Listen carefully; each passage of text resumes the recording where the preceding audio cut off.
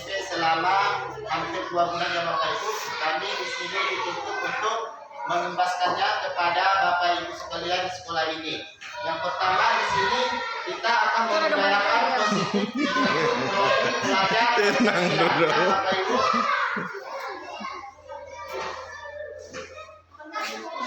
Oke, budaya positif di lingkungan sekolah perlu dilakukan. Upaya ini merupakan wujud sinergitas karakter building pada siswa di lingkungan belajar di tengah kurang ada siswa yang dilakukan di SDN 100-140 pada perusahaan.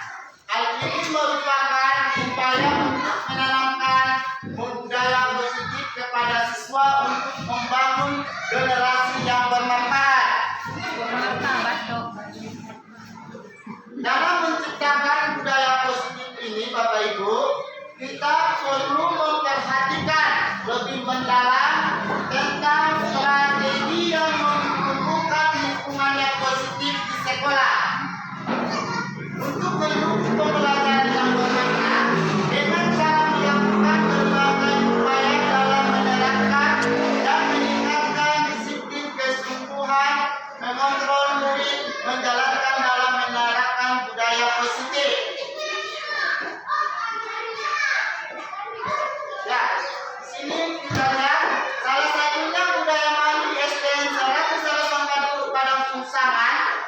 Salah satunya kampanye berbudaya positif yang bermanfaat, media sosial yang berbentuk video dan poster.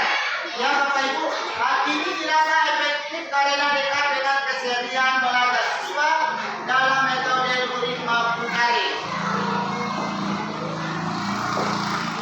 Ya, selanjutnya Bapak Ibu, salah satu budaya malu di SDN 140 Padang Sungsangan yaitu budaya positif yang bermanfaat. Ya, ini kita buat, bisa kita buat dalam media sosial maupun poster ya Bapak Ibu.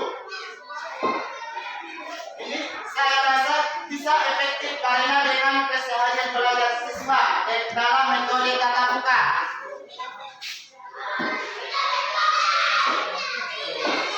Ya, budaya malu mendapat respon yang baik bukan hanya dari siswa akan tetapi juga dari rekan sejawat atau dari Bapak Ibu guru sekalian ya Bapak Ibu atau orang tua siswa. Hal yang lain siswa menjadi lebih sadar akan kepentingan berbudaya positif. Jadi harapannya ke depan menjadikan budaya lingkungan sekolah lebih humanis, bermartabat dan akhirnya menjadi keyakinan kelas ya. Karena tadi saya sudah membuat keyakinan kelas di dalam kelas sebagai contoh ya, adanya salah satu langkah budaya positif akan bermanfaat untuk diharapkan dalam rangka mewujudkan merdeka belajar.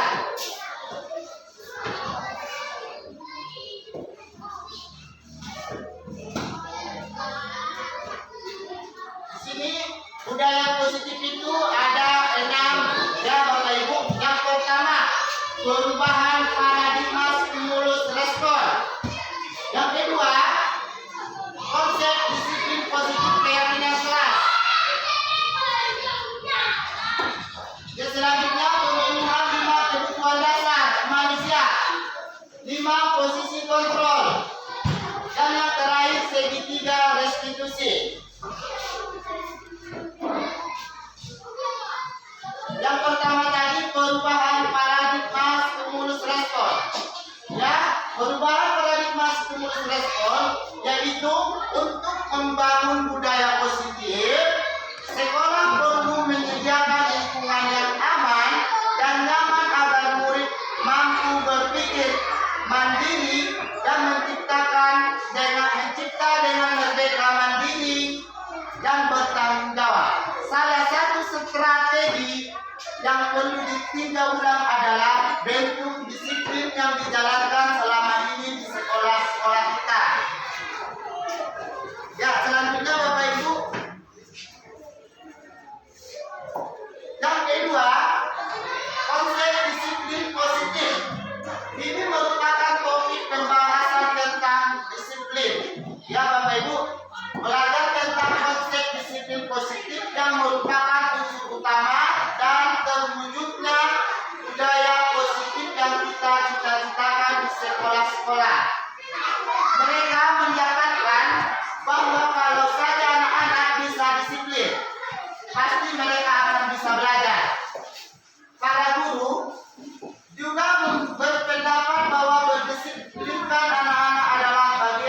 akan menantang dari pekerjaan mereka. Ketika mendengar kata disiplin, kebanyakan orang akan menyebutkan kata disiplin dengan kata tertib, teratur, dan kepatuhan pada peraturan. Di sini kita lihat Bapak Ibu ada 3 macam motivasi perilaku manusia, yaitu yang pertama untuk menghindari ketidaknyamanan atau hukuman. Ya, kita di sini di dalam kurikulum Merdeka Bapak Ibu kita harus menghindari hukuman. Ya Bapak Ibu, tidak boleh menghukum anak-anak.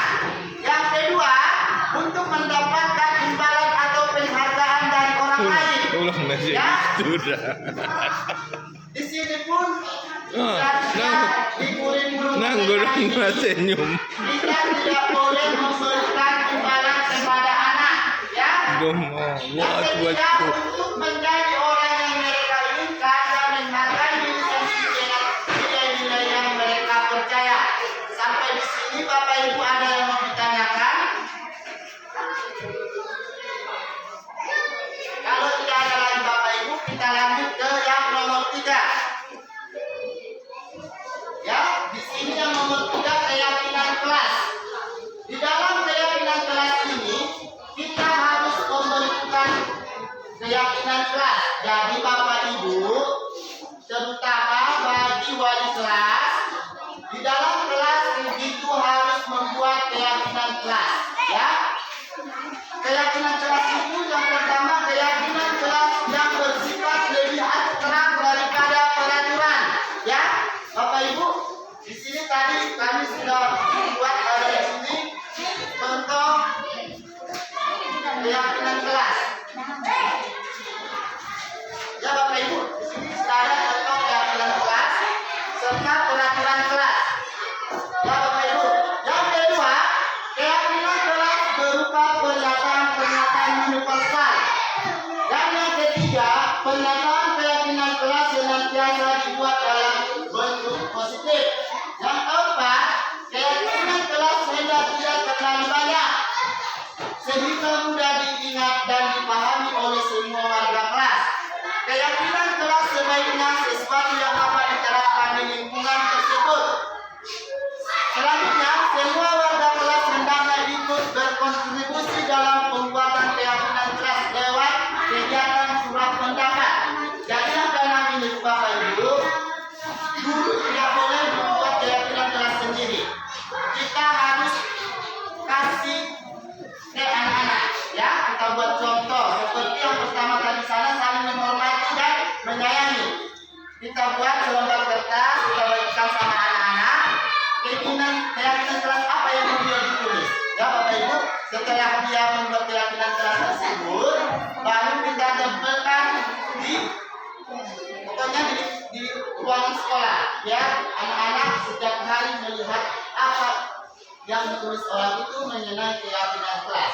Ya, yang ketujuh, bersedia meninjau kembali keyakinan kelas. Ya, setelah Bapak Ibu nanti sudah membuat kesepakatan keyakinan kelas, Bapak Ibu harus meninjaunya kembali. Ya, apa anak-anak sudah setuju dengan keyakinan kelas yang dibuat mereka masing-masing. Ya Bapak Ibu. Dan selanjutnya, yang keempat, pemenuhan 5 kebutuhan dasar. Ya, semua kegiatan yang kita lakukan di dalam kelas harus dapat menciptakan sebuah lingkungan positif, aman dan nyaman. Keyakinan kelas yang telah disepakati bersama akhirnya terbentuk budaya yang positif. Ya, jadi kalau kita sudah membuat keyakinan kelas, karena di sana ada contohnya saling menghormati dan menyayangi, menjaga kebersihan, disiplin, bertanggung jawab serta mandiri. Ya Bapak Ibu, ketika kita mendapatkan apa yang kita inginkan, sebetulnya saat itu kita sedang memenuhi atau lebih dari satu kebutuhan dasar. Ya Bapak Ibu, kebutuhan dasar manusia itu di sini kita lihat ada 5. Ya Bapak Ibu, ini bukan kebutuhan dasar sesuatu, itu termasuk juga kebutuhan dasar guru. Bapak Ibu, yang pertama kebutuhan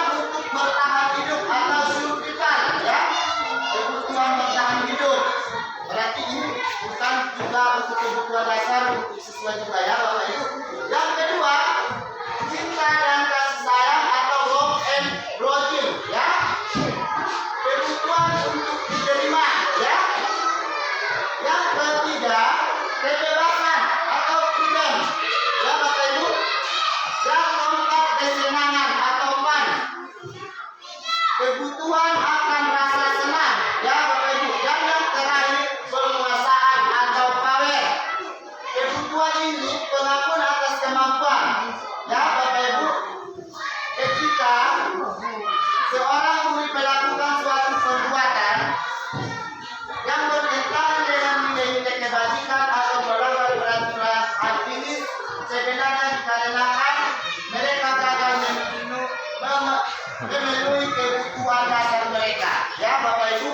Apabila anak itu bertingkah laku di kelas kita, berarti kebutuhan dasar anak peserta didik itu masih kurang ya Bapak Ibu ya. Misalnya ada siswa itu mencari-cari perhatian, itu termasuk juga Bapak Ibu kebutuhan dasar siswa kita ya. Kita harus memberikan kasih sayang kepada siswa kita. Dalam filosofis Kehajar Dewantara, guru itu sebagai penuntun, bukan menuntut ya. Dan di dalam filosofis Kehajar Dewantara itu, guru harus berpihak kepada anak ya. Dan satu lagi filosofis Kehajar Dewantara, kodrat anak harus kembali kepada kodrat zaman dan kodrat dirinya sendiri ya Bapak Ibu. Jadi kita harus mengetahui apa kebutuhan anak kita di dalam kelas ya Bapak Ibu. Yang selanjutnya, yang kelima, 5 posisi kontrol. Melalui serangkaian riset dan bersandar pada teori kontrol, Dr. William Rosen berkesimpulan ada 5 posisi kontrol yang diterapkan seorang guru, orang tua ataupun atasan dalam melakukan kontrol. Kelima posisi kontrol tersebut adalah, ini sebenarnya Bapak Ibu, sebelum pesan waktunya minum. Sebelum kita melakukan pesan merdeka ini, sebenarnya filosofis Kehajar Dewantara itu sebenarnya kita sudah terapkan, tetapi tidak menyadarinya Bapak Ibu ya.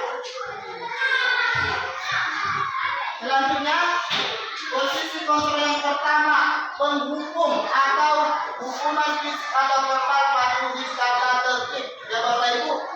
Kita boleh menghukum tapi tidak boleh dengan menyakiti fisik siswa ya Bapak Ibu. Misalnya cara menghukum, misalnya si Komeni merusak kancing baju si Fadil ya. Kita tanya anak siswa itu, lalu kita suruh dia bertanggung jawab. Cara bertanggung jawabnya, kita suruh anak itu menjahit kancing baju tersebut kembali ya Bapak Ibu. Tidak boleh kita marahi. Yang kedua, membuat orang merasa bersalah. Biasanya guru menyampaikan dengan suara yang lembut. Bagaimana kalau orang tua tahu itu katanya bagus-bagus, jika dia merasa bersalah, biar dia menyadari kesalahannya tersebut, apa yang telah dia berbuat ya Bapak Ibu. Yang ketiga, teman. Guru memposisikan sebagai teman. Ingat, tidak bantuan Bapak selama ini. Maksudnya di sini Bapak Ibu, kita berteman dengan siswa jangan terlalu dekat, biar dia tidak menginjak-injak kita sebagai seorang guru ya Bapak Ibu. Selanjutnya yang kelima, yang keempat, monitor ya. Monitor, kita sebagai guru di sini, kita adalah pemantau ya Bapak Ibu, atau mengawasi.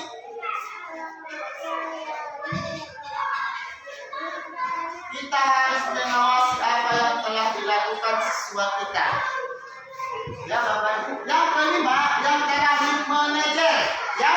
mempersilahkan murid untuk bertanggung jawabkan perilakunya dan mencari solusinya. Itulah Bapak Ibu 5 posisi kontrol yang diterapkan dalam kurikulum Merdeka Belajar. Ya Bapak Ibu.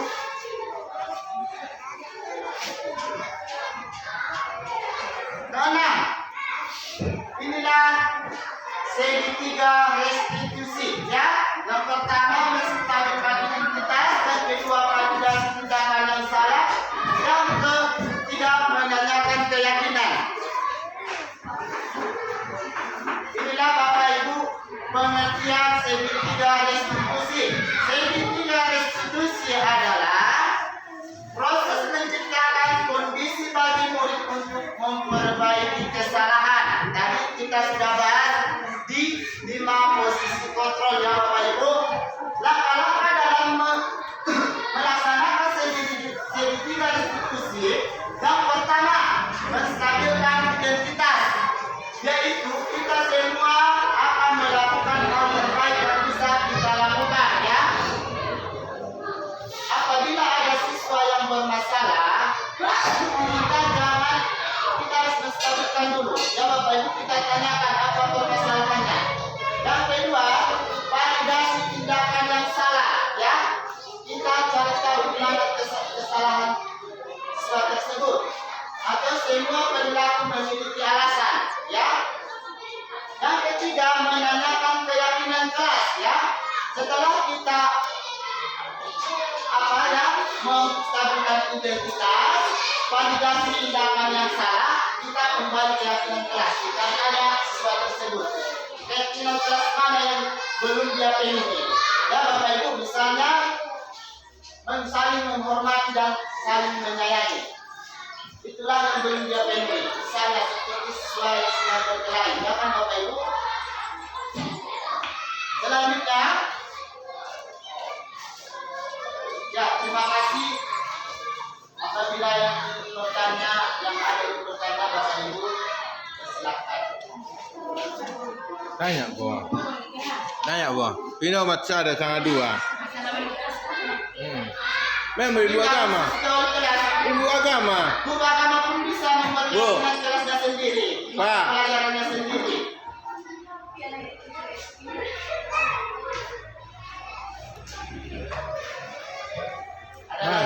Baik, saya ada pino ibu agama. Saya Pak kurang paham di filosofi Ki Hajar Dewantara. Coba tengok kamera aku.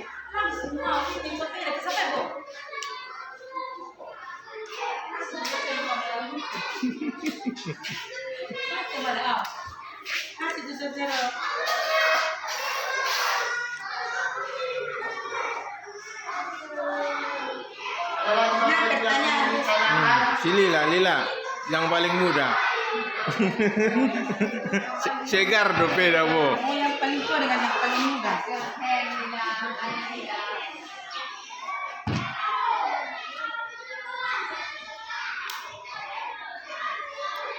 Bagaimana Bapak Ibu, kalau nggak ada lagi, Mantap dorang sana kisulitan.